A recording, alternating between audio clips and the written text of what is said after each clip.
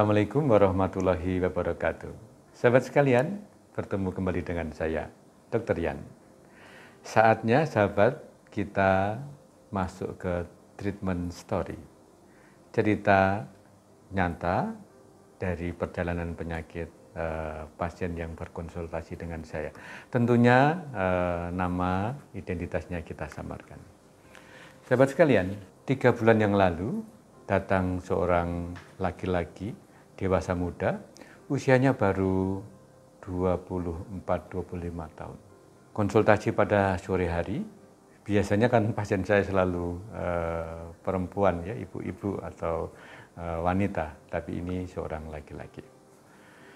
Nah, seorang laki-laki ini adalah sudah selesai kuliah, tapi belum bekerja, sedang mencari pekerjaan. Kemudian keluarnya adalah, dok, saya mau periksa, maaf ada kutil kelamin, tapi di dubur saya, maaf di anus. Dan kebetulan dia membawa difoto dengan HP-nya. Sebelum saya periksa, saya lanjutkan dengan anamnesis, history taking.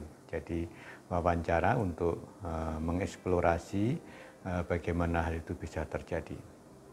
Ternyata keluhan itu sudah cukup lama, sudah beberapa bulan, sudah 3-4 bulan, dan sudah berusaha diobati dengan antivirus, karena mungkin sudah membaca bahwa itu disebabkan oleh virus, dan juga dioleskan dengan krim. Tapi ternyata bertambah banyak, tumbuh terus. Kemudian ketika kita tanya, seorang dokter itu selalu nanya, pernah sakit apa sebelumnya? Jadi namanya RPD, riwayat penyakit dulu. Ketika saya tanyakan pernah sakit apa sebelumnya, ternyata pasien ini cerita sejak 1 tahun yang lalu saya sudah minum obat untuk penyakit HIV. Jadi prihatin sekali sahabat sekalian, ternyata laki-laki muda ini seseorang yang good looking dan saya lihat sikapnya baik, ternyata sudah menderita AIDS. Dan selama 1 tahun sudah minum obat.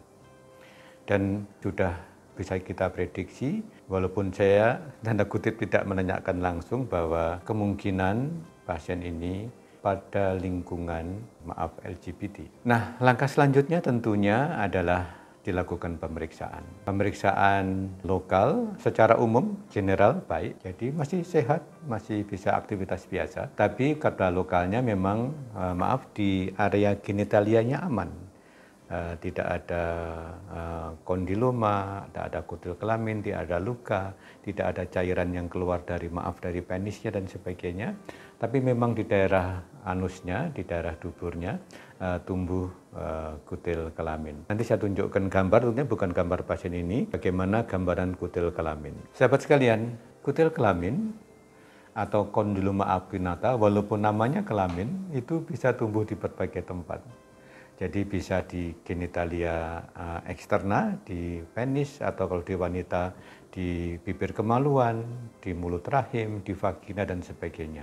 Nah, pada laki-laki bisa salah satunya bisa di dubur. Kalau seseorang itu melakukan anal seks, ya, jadi bisa menempel dan tumbuh di sana.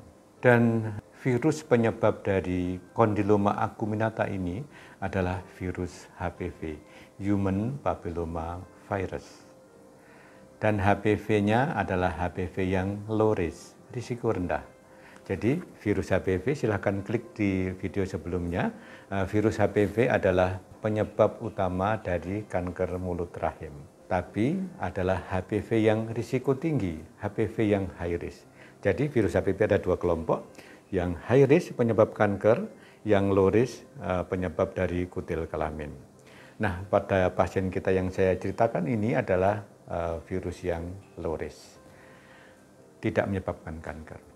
Saya mau cerita sedikit. Beberapa pasien saya itu selalu saya cermati, dan ketika melakukan edukasi itu juga saya jelaskan lebih baik, bahwa ketika seseorang menderita suatu tanda kutip infeksi dari HPV atau misalnya penyakit kelamin, maka sangat mungkin dia juga terpapar patogen yang lain. Siapa yang menjamin seseorang yang terinfeksi HPV, dia tidak terinfeksi HIV, penyebab dari AIDS? Atau misalnya hal lain nih, siapa atau bagaimana kita bisa menjamin seorang katakanlah laki-laki yang menderita gonore, tapi dia tidak terinfeksi oleh HPV. Nah ini yang sering saya deskripsikan, bahwa pasangan, the couple, laki perempuan, itu sering saya kelompokkan demi untuk penanganan lebih baik dalam pasangan yang high risk dan pasangan yang normal risk. Yang normal risk itu, maaf, keputihan, keputihan biasa, tidak ada kaitannya dengan virus, sama dengan penyakit kelamin.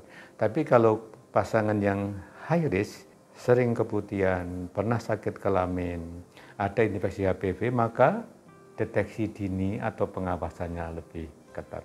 Jadi pengelompokan itu lebih baik untuk mengawasi lebih cermat.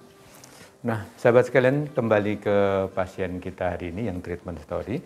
Akhirnya pasien ini kita lakukan kauter. Karena cukup luas dan pasti nyeri di daerah situ, maka kauter itu dibakar. Nanti saya tunjukkan fotonya, foto alat dan hasilnya apabila dilakukan di tempat lain dengan pembiusan. Kalau misalnya kecil di tempat lain bisa dengan anestesi di bius lokal, tapi karena ini luas dengan bius general. Tapi tindakannya tidak lama, mungkin sekitar 10-15 menit. Dan setelah itu sarannya adalah memakai vaksin HPV. Jadi vaksin untuk mencegah infeksi ulang dari virus HPV. Jadi sahabat sekalian, kita ambil hikmahnya pada treatment story hari ini, bahwa bisa saja pada seorang dewasa muda apabila kita tidak menjaga diri sudah terpapar dan menderita penyakit yang begitu mengkhawatirkan. Pada kasus ini adalah HIV, AIDS. Sedangkan yang kedua yang dikonsultasikan ke saya tadi sebenarnya relatif aman, bisa sembuh tuntas. Yang kedua, sudah pada tempatnya bahwa kita selalu aware terhadap kesehatan kita. Bagus juga pada pasien kita hari ini aware sehingga memeriksakan diri. Tapi yang penting adalah ke depan untuk kesembuhannya memang harus menjauh dari lingkungan yang tidak baik itu. Karena kalau terpapar berulang tentunya risiko atau peluang sembuhnya menjadi lebih rendah. Jadi demikian sahabat, treatment story kali ini semoga memberikan manfaat dan membuka wawasan dan kita bisa menjaga kesehatan lebih baik. Demikian, take care, stay healthy, see you tomorrow. Mari dukung channel ini dengan memberikan like, share, comment, and subscribe.